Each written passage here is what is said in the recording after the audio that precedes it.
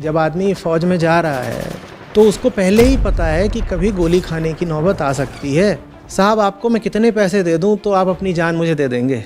आप कहेंगे लेकिन साहब जो लोग फ़ौज में जाते हैं उनको तो पहले से ही पता होता है ना। ऐसे तर्क अक्सर दिए जाते हैं, कहते हैं ये तो प्रोफेशनल रिस्क है।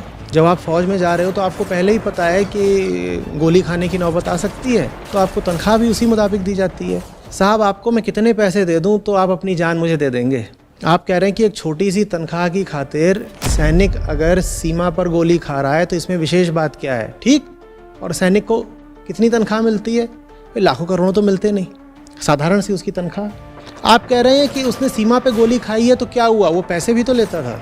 तो मैं कह रहा हूँ पैसे जितने सैनिक को मिलते थे मैं उससे आपको 10 गुने दिए देता हूँ। कहिए आप देंगे मुझे अपनी जान? अच्छा मुझे मत दीजिए, आप सीमा पर भी जान देंगे अपनी? आप तब भी नहीं देना चाहेंगे। तो लोग कहते हैं कि नहीं हम नहीं देंगे, पर सैनिक भी कौन सा जानते पूछते देता है, वो कौन सा मरना चाहता था, वो तो गोली लग गई। नहीं, ऐसा नहीं होता है।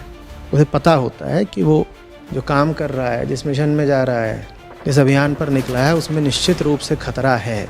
आप कितने भी तर्क दे लें, थोड़ा अगर आप सद्बुद्धि लगाएंगे तो आपको मानना पड़ेगा कि आदमी का जो गहरे से गहरा तादाद में होता है वो होता तो शरीर से ही है ना। और जो आदमी ऐसा पेशा चुने जिसमें शरीर को ही गंवाने का खतरा हो, उस आदमी को कुछ तो मूल्य मिलना चाहिए।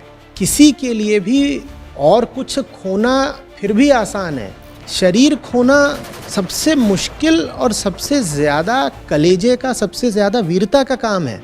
धन गंवाना, प्रतिष्ठा गंवाना, ज्ञान गंवाना, परिवार गंवाना, इन सबसे कहीं ज़्यादा मुश्किल होता है देह गंवाना। जो देह गंवाने के लिए जानते बूझते तैयार हो रहा हो, उस आदमी में थोड़ी तो खासियत होगी।